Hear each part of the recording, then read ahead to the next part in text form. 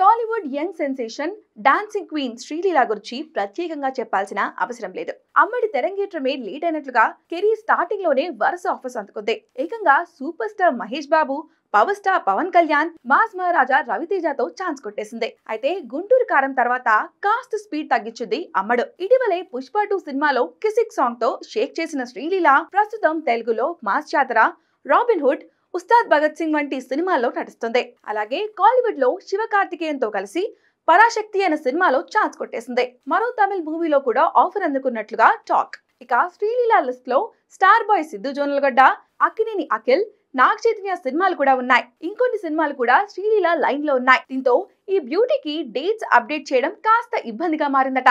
అందుకే upcoming list లో కొన్ని సినిమాల్లో శ్రీలీలకు షాక్ తప్పదని అంటున్నారు.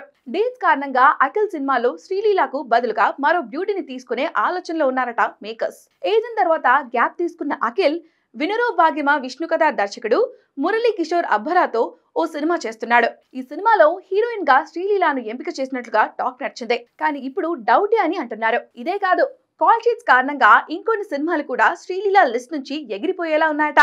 ఏదేమైనా శ్రీలీల మాత్రం తగ్గేదేలే అంటూ దూసుకుపోతుందనే చెప్పాలి.